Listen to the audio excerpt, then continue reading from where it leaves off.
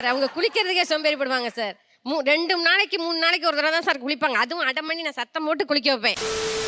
அப்படி குளிச்சாலும் காது நிறைய சோப்பு, கழுத்தெல்லாம் சோப்பு, அதோட வருவாங்க சார்.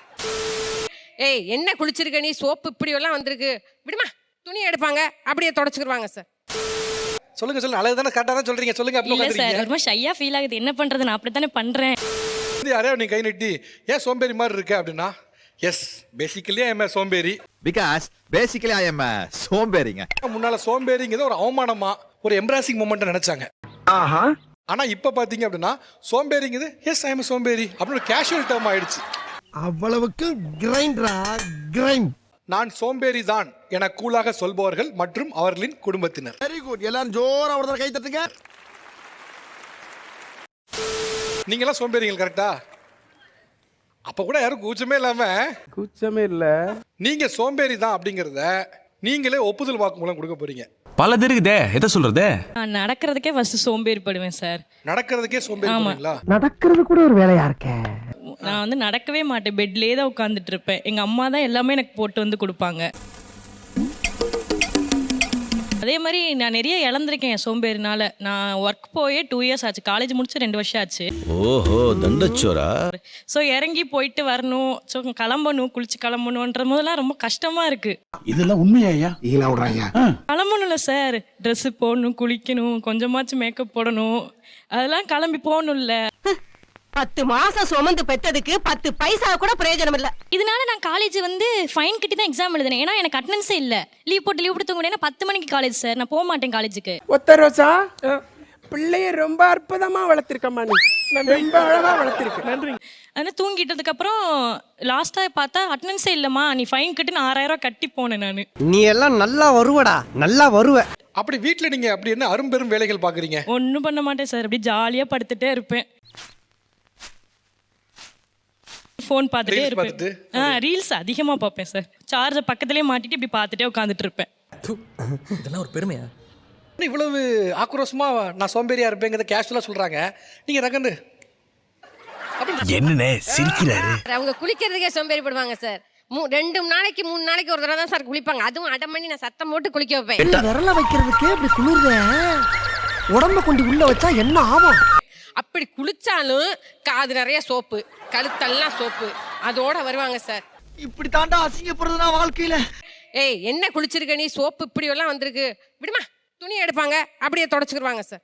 ஐயர்கிட்ட அர்ச்சனை சொல்ற மாதிரி எல்லாத்தையும் சொல்லிட்டாலே. சொல்லுங்க சொல்லுங்க, அழகு தானே கரெக்டா தான் சொல்றீங்க, சொல்லுங்க. இல்ல சார், ரொம்ப ஷையா ஃபீல் ஆகுது. என்ன பண்றது, நான் அப்படித்தானே பண்றேன். இதெல்லாம் ஒரு பெருமையா பாஸ்? எனக்கு பெருமைடா எருமை. சர் சர்னு ஒரு அடி அடிப்பாங்க. செண்டு மூஞ்சில இருக்கிற கிரீமை பூரா எடுத்து தடவுவாங்க. தடவிட்டு நல்லா இருக்கலாமா? ஏன் பேசிக்கான ஒரு சின்ன விஷயம் கூட பண்ண மாட்டீங்க? இல்ல குனிஞ்சிட்டு நிமிந்தா கிறுகிறுன்னு சுத்துது தலை. நல்ல டாக்டரா போய் பார்க்க பாரு, ரொம்ப வீக்கா இருக்கு. அத தேய்ச்சா குளிக்கிறதா இல்ல சார், நிறைய அழுக்கு. அது நிறைய அழுக்கு இருந்து என்ன செய்யறதுன்னா அந்த தோடே இத்து போச்சு சார். உனக்கு வெக்கமா இல்ல? ஏன் வைக்க பண்ண? இத்து போய் என்ன செஞ்சுன்னா உடஞ்சே போச்சு அந்த தோடு. அவ்வளவு பெரிய சோம்பேறி சார் அது. சிரிக்கானி வெக்கமா இல்ல? இவ்வளவு தூரம் இவ்வளவு பேர் பார்க்கும்போது சொல்றேன், அப்பவும் மாற மாட்டாங்களா? இன்னும் நிறைய சொல்லலாம் சார், அழுதுருவாங்க.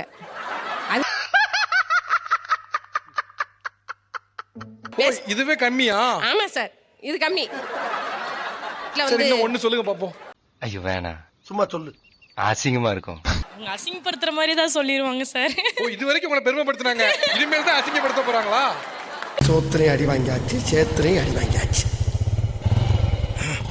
தண்ணி ஊத்துவாங்க, கால்ல தண்ணியே படாது. அந்த காலை பாத்தீங்கன்னா அப்படியே நேச்சுரலா போயிட்டு வந்த மாதிரி வந்துருவாங்க.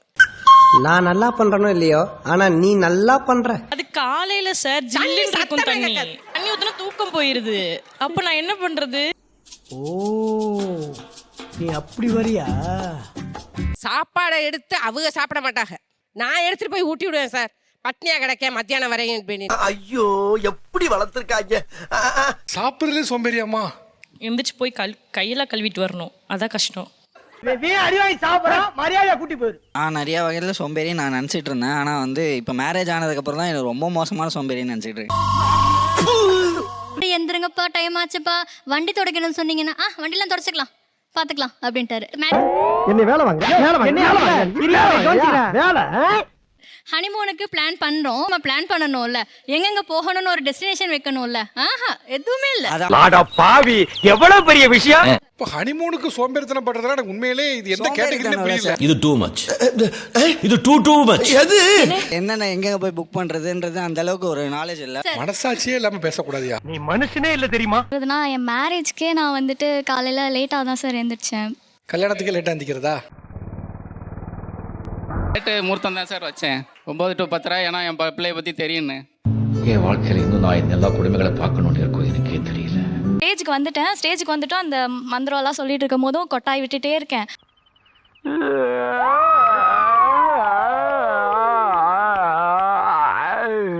இப்போ மேரேஜ் ஆயிடுச்சா, 8 o'clock எந்திரிக்க சொல்றாங்க. அதுவே கொஞ்சம் கஷ்டமா தான் இருக்கு. ஐயோ எந்திரிக்கணுமா? என்னடி சொல்ற? நீ என்ன சொல்ற? பக்கத்துல இருந்து அலாம் வச்சு எழுப்புவாரு, மா எந்திரிமா ப்ளீஸ்மா, ஏதாவது சொல்ல போறாங்கம்மா எந்திரிமா. பழைய சொத்தை திங்காதுன்னு உன்னை எத்தனை தடவை சொல்றது? கோச்சுக்காதீங்க, நான் முழிச்சுக்கிறேன். என்னோட கன்வீனியன்ஸ்க்கு நான் இருப்பேன், அது நான் ஸ்மார்ட்னஸ்ன்னு சொல்லுவேன், அவங்க சோம்பேறின்னு சொல்லுவாங்க. என்னடா சொல்ற? ஒண்ணுமே புரியல. நீங்க சொல்லுங்க, உங்க மகன் எந்த வகையில எழுத மாட்டாங்க, எழுத சோம்பேறித்தனம். எழுத சோம்பேறித்தனமா? அட சொட்ட தலையா, சொன்னதே திரும்ப திரும்ப சொல்லானே, என்ன வியாதி உனக்கு? எழுதுறதுக்கும் இவங்க எல்லாம் சிசிபி கட் காப்பி பேஸ்ட் கூட்டம். என்ன பேசுறான் விடு. அவன் சொன்ன வார்த்தைக்கு இங்கே தூக்கி போட்டு கொலை பண்ணலாம்னு தோணும். அதுக்காக இப்படி படுத்த வச்சுடா செய்யறது. எழுதுறப்ப உன் மூளையும் வேலை செய்யும். ஒரு ஆர்டிக்கல் நீ எழுதுறப்ப உனக்கு வந்து கனெக்டிவிட்டி பிரெயின்ல வரும். ஐயா, அதுக்கு என்னப்பா பண்ண சொல்ற? அந்த கூட்டமே தனி குடித்தனத்துக்கு அதுக்கு தான் காரணம். தூங்குறதுக்காகவே தனி குடித்தனம் போயிடுவாங்க. அடேங்கப்பா, பாத்தியா தம்பி எதோட கோக்கறான். தூங்குறதுனால தனி குடித்தனம் போறவங்க கணிசமா இருப்பாங்க. பின்னால எல்லாம் அம்மாக்களும் சிரிச்சிட்டே இருக்காங்களா? ஆமா ஆமான்னு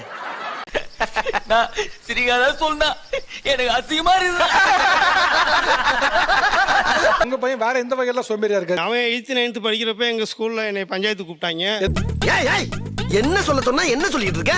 பிரின்சிபால் என்ன கேட்டாங்க, உங்க வீடு எங்க இருக்குன்னு கேட்டாங்க. ஏன்னா எங்க பெட்ரூம்ல இருந்து எட்டி பார்த்தா கிளாஸ் ரூம் தெரியும். ஜோக் இல்ல இல்லையா? கேட்கும் போது அவமானமா இல்லையா? பாசம் தடுக்குதே.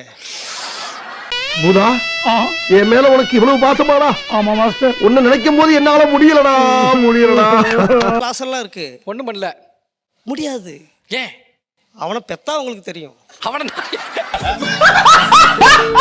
கண்டிச்சு வளர்க்கலாம்ல. முடியல சார், அதுக்கு தான் சொன்னேன் உங்களுக்கு இது மாதிரி வேண்டாம். அதுக்கு தான் நீங்க என்ன சாபம் விட்டுட்டு இருக்கீங்க? கண்டு விட்டாளையா, சூச்சமத்தை கண்டு விட்டாளே. இந்த பின்னால கண்டிக்கிற ஸ்டேஜ்னு வந்துரும்ல, அதுக்காக கேக்குறேன்னா. எல்லாருக்கும் சொல்லி எங்க ஜோசியக்கார்ட்டு கூட கேட்டேன் ஜாதகத்தை பார்த்து.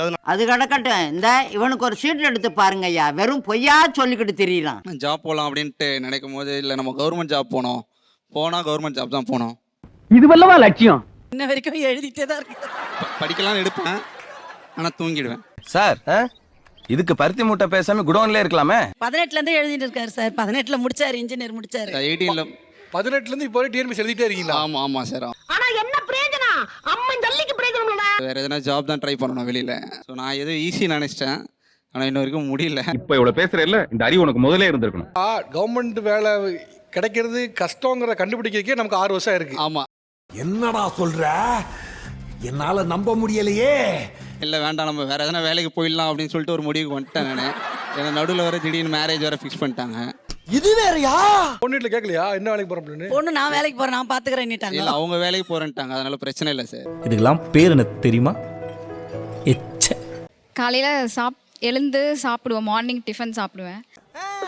அந்த டிஃபன் சாப்பிட்டுட்டு அந்த பிளேட் அப்படியே மூடி வச்சுட்டு லஞ்சு மறுபடியும் அதே பிளேட்ல வாஷ் பண்ண மாட்டேன். அதனால கழுவுனா தானே பிரச்சனை வருது. நான் தான் சாப்பிட போறேன், நான் கழுவாம அதில் நான் நல்லா கிளீனா சாப்பிடுவேன்.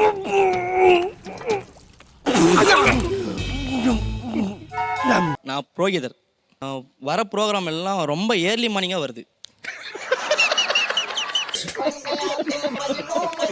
8 மணிக்கு அவர் வச்சாருங்க 10 மணிக்கு. அந்த மாதிரி எல்லாரும் வச்சா பிரச்சனை இல்லை. வைக்கிறதெல்லாம் 4 மணி 3 மணி வைக்கிறாங்க சார். சகல நிலைமை நினைச்சு ரொம்ப பரிதாபமா இருக்குப்பா. பிரம்ம முகூர்த்தத்தில் வச்சுறாங்க 4 மணிக்கு. எழுந்து போகாம முதல்ல அங்கே போயிட்டா பக்கத்துலேயே உட்கார நயின்னுன்றாங்க. பிரம்ம முகூர்த்தம் பண்ணுவாங்க. இது யதார்த்தம் தானே? சார் இப்போ 6 மணிக்கு மேலேயும் பண்ணுறாங்க. அதெல்லாம் கூட இப்போ பகல மட்டும்தான் சார் ப்ரோக்ராம் போகிறது. எனக்கு நல்லா வரும் வேண்டாம். வீட்லயுமே பொண்ணுங்க தான் ரொம்ப சோம்பேறியா இருப்பாங்க. ஆனா அதான் யோசிக்கிறேன் நானு. நீங்க என்ன அம்மா உட்கார்ந்திருக்கீங்க? சோம்பேறியா இருப்பாங்க சார். நல்ல குடும்பம். இந்தியாவில் இப்படி ஒரு குடும்பத்தை நான் பார்த்ததே இல்ல. சமைக்க மாட்டாங்க, பாத்திரம் தேய்க்க மாட்டாங்க, இப்ப பேச கூட மாட்டாங்க. என்னம்மா நீங்க இப்படி பண்றீங்களாம்மா? சே உட்காந்துட்டு தூங்குவாங்க சார். கேட்டா குட்டி தூக்கம்பாங்க. இது செல்லம்மா அவங்களுக்கு. ஐயோ பாவம், அவரே கன்ஃபியூஸ் ஆயிட்டார். அப்ப சொன்னாங்க விடியாகால எழுந்திருக்கணும், மாமியா மாமனால திட்டுவாங்க, வேலை செய்யணும், நான் கல்யாணம் வேண்டான்னு சொல்லிட்டேன். வேண்டானோன்னு அப்ப நீ வந்து 2 லட்சம் ரூபாய் அவதாரம் கட்டணும். அபராதமா? அந்த என்னப்பா வேமா சொல்ல பதறு இருக்கு. ஏன் கல்யாணம் நம்ம வேண்டாம், மாப்பிள்ளை வேண்டான்னு சொன்னா கட்டணும் அப்படின்னு சொன்னாங்க என்கிட்ட. சபா இப்பவே கண்ணை கட்டுது. பையன் ஒன்று பிறந்துருச்சு. நான் இனிமே எனக்கு வேண்டாம், அம்மா வீட்டுக்கு போயிட்டேன். மறுபடியும் மாமியா மாமனை கூட்டு வந்து வச்சுட்டாங்க. பாத்தியா, இவனால நம்ம குடும்பத்துக்குள்ள குத்து வெட்ட நடக்க போகுது. இந்த பாப்பா பிறந்துச்சு. பிறந்துச்சுன்னா உங்களுக்கு தரமா? யாருக்கோ பிறந்த மாதிரி பிறந்துச்சு. எனக்கு வேண்டாம். பிறந்துருச்சு. நான் காலைல 9 மணில சமைக்கிற வேலை இருக்குமா இல்லைங்க இல்லையா? சார், நான் சமைச்சு வைப்பேன், இவங்க சாப்பிடுவாங்க. இன்னைக்கு பூரா விட மாட்டான் போல இருக்கே. ஆமா, சமைக்க தெரியாது. ஆஹா, சமைக்க தெரியாது. சமைப்பாங்க, இது வரைக்கும் ஒண்ணு கூட உங்களுக்கு கரெக்டா சமைக்க தெரியாது. போது நிப்பாத்து. என்னதாம்மா பண்ணுவீங்க? நான் அதுக்கு தான் சார் கல்யாணமே வேண்டான்னு சொன்னேன். என்னங்க எனக்கு ஒண்ணுமே புரியல. அதுதானப்பா எனக்கும் புரியல. அந்த ஃபேமிலி ஊர்ல இருக்கணும் சொல்லுவான், உட்கார்ந்தே சாப்பிட்டாங்க, நல்லா வாழ்ந்து கட்ட குடும்பம்னு சொல்லிட்டே இருப்பாங்க. பாத்துறீங்களா? புடிச்ச மாப்பிள்ள பாயிண்ட சோம்பேறித்தனமா இருக்குது. அதனால உங்க சோம்பேறித்தனத்தை நீங்க தொடர்ந்து கண்டினியூ பண்ணீங்கன்னா உங்களுடைய இப்போதைய பொருளாதார நிலை இருக்குல்ல, அது இன்னும் வீக்காக வாய்ப்பு இருக்கு. நிறைய போறான்டா.